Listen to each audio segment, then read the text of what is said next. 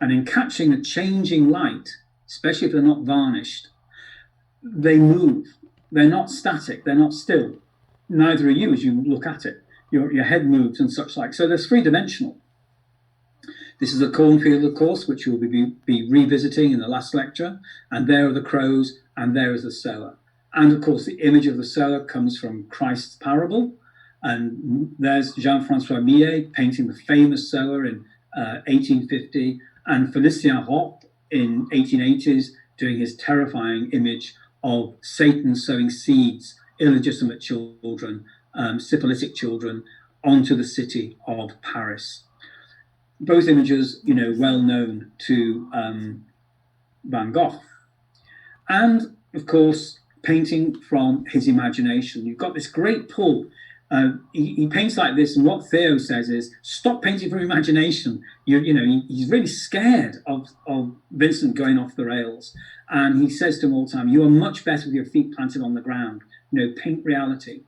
Here he is painting, again, very Japanesey image, very flat, and a very famous image, of course, of the sower.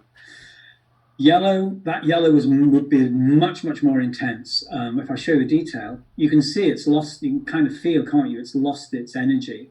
And the face as well will have lost something because it's a mixture of greens and yellows there. So again, they have to be seen in the flesh, and you can see there the directional brush marks, and again, the great powerful composition.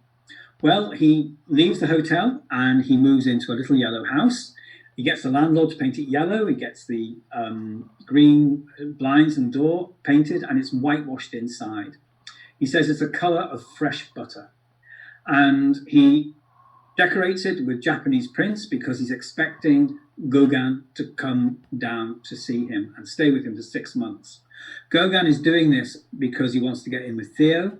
He's come back from Brittany and Martinique, and he's kind of got no money, and he's a bit of a disaster. Nobody wants to buy his pictures particularly, and he's desperate for money, and he wants to get in with Theo. So he says, I will go down and look after Vincent.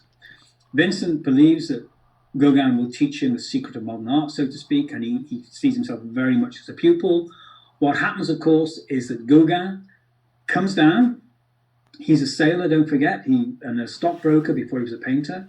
He's very orderly, he's very ambitious, he's highly sexualized, he's a great cook, he loves order and tidiness. And he meets in Vincent his complete opposite. It's not going to work. It's complete opposite. Vincent loves narrative painting. He loves English painting. He loves Daumier. He loves story painting. He loves a lot of second-rate, inverted commas, artists.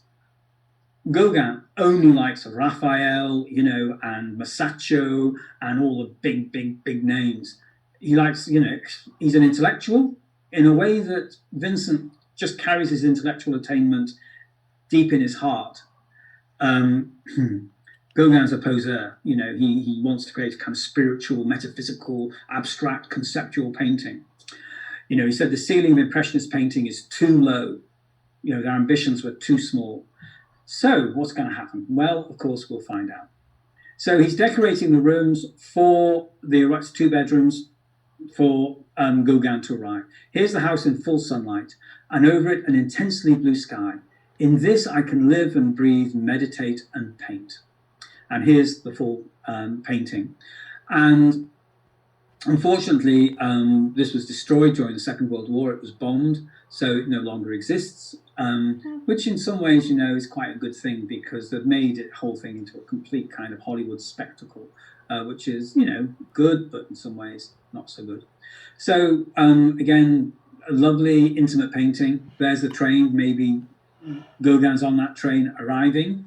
And here's a photograph taken in 1935 by John Rebalt of the building itself before it was obviously destroyed, in the Second World War. Well, he's split from his dad. He's, remember this painting, 1885, the Bible and the extinguished candle. His dad's died just before this picture was done, so the extinguished candle suggests the death of his father. And we've got the modern yellow-backed novel by Zola. Well, he's in his house now. He's at home, and here we have the jug, which again with that handle, and he's celebrating this fantastic freedom that he's got. And the same novels are seen again here. Not the Bible, but flowers, learning from nature. And again, these colours have faded. Whenever you see these pale pinks, they're not the original vivid red that they would have been.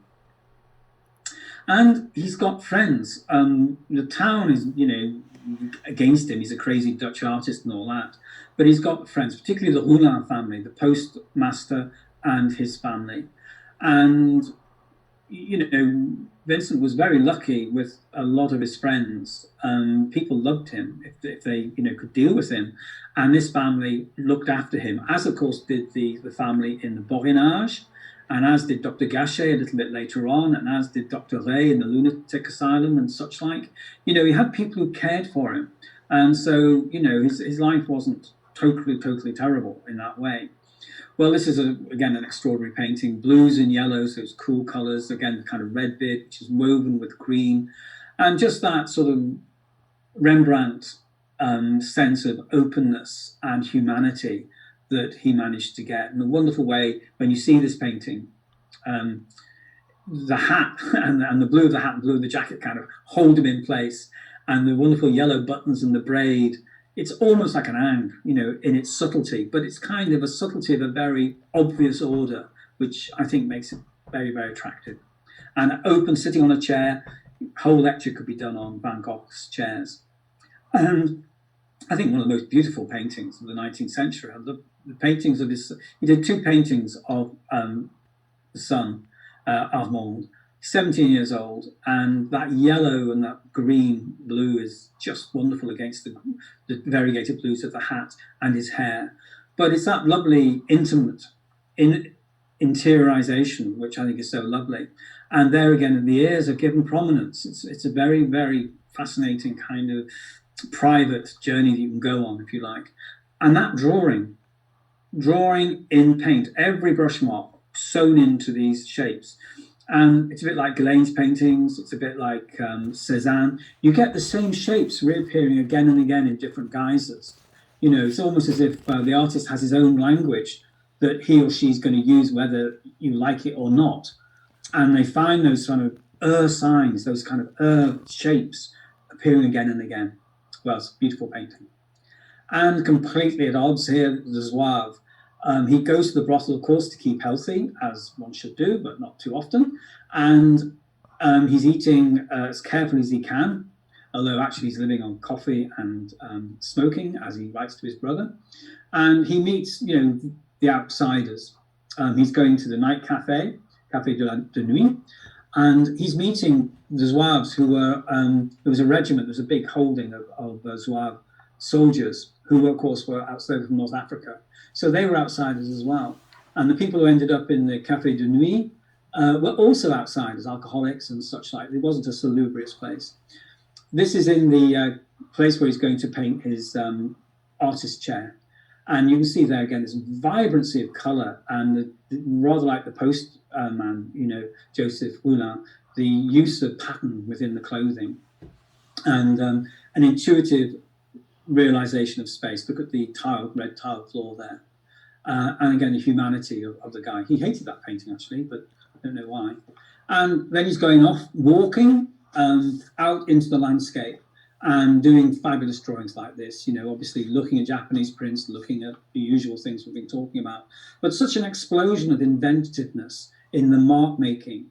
And, I do these little sketchbooks and, just the memory of these drawings of saying, try and find a kind of vocabulary of marks you can use, but don't let them become tricks of the trade. Keep reinventing them, keep adapting them. And Van Gogh does this all the time. And there you can see the great tension between the rocks and the pine tree, the olive trees growing out of the crack between the two rocks. And then the distance on the left-hand side there. Wonderful. And walking, of course, to various places out into the landscape. And again, very much reminding him of Holland. And here in the bright sunlight, walking along these extraordinary avenues lined with trees. which of course there was talk of cutting all these trees down, because when you're traveling at a certain speed, the light coming through the trees build up a sort of pattern as you're driving through, and supposedly, of course, can distract you and send you into a kind of mental state that, of course, have caused various accidents. And when Allen Ginsberg heard about this, they all bombed down to this part of the world and drove like maniacs along these roads, in the hope that they would get turned on by the natural landscape and speed they were going through. So you'll have to read The Beat Hotel to hear more about that. And of course, one of the most famous disappeared paintings of all time. Here's a painting of himself on the road to Tarascon. And this was destroyed at the end of the war. There was a fire in the mines where the paintings were hidden away. And a number of paintings, of course, were destroyed. And this, we think, was one of them.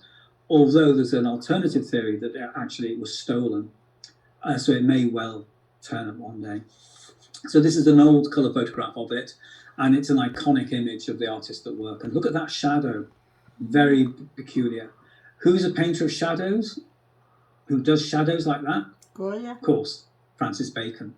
Francis Bacon probably did. He saw Lust for Life, found it intriguing in all kinds of different ways, and also, of course, was aware of the Van Gogh story, Van Gogh paintings, and he, painted his own series, 3 paintings based on this painting.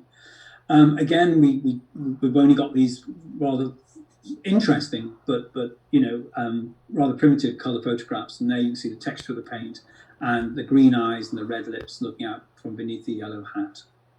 And there's one of the 3 paintings by Francis Bacon of the painter on the road to Tarascon after Van Gogh.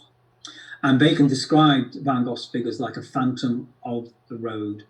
And of course, you can see there, like Edvard Munch, picking up on that shadow in Vincent's painting. And you've just seen that wonderful coloration, but as I hope, I don't need to say, that hallucinate, the brilliancy of the sun, especially to a northerner like me, or maybe like Vincent, not used to this kind of light that destroys, like Turner. You look at the sun and the world is destroyed. The world is eaten up by light. And most of Western painting pretends that doesn't happen, pretends that everything is clear and in its place. Vincent and others, show that the world is contingent and extraordinary and always in dynamic movement. Wow. He is, of course, spiritually deeply embedded in, finding a religious or spiritual language in the natural world. Like so many people at this time, he reads his Walt Whitman. Whitman was incredibly popular in France. Matisse could quote Whitman as well as Nietzsche.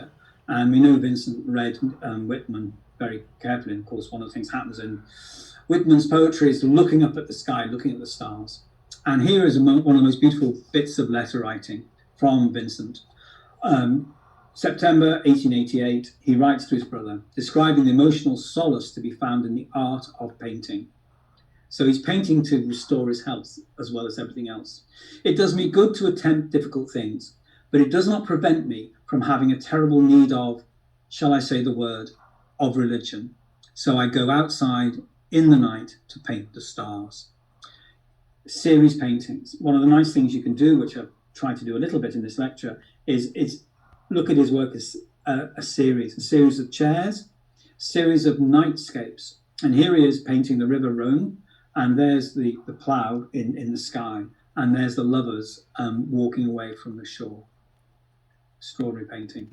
And I know, from the letters, it's a direct take from Dickens' Hard Times, when Stephen Blackpool contemplates the stars and considers his imminent death. So Dickens, as well as other authors, but particularly Charles Dickens, is absolutely embedded in his soul and comes out in the most extraordinary ways. And there's the painting, just to see it in its full glory. Again, think of, Amsterdam, the canals and things. He's painting a landscape he knows. And another of my favorite paintings, beautiful colors, clarity. Look at that lovely lilac shadow under the diligence. And this is the diligence that takes you to Tarascon from Arles. and there's the ladder. And of course, a ladder is always a sign of spiritual ascent, you know. And so the idea of going on a journey, the idea of moving on, beautiful outline.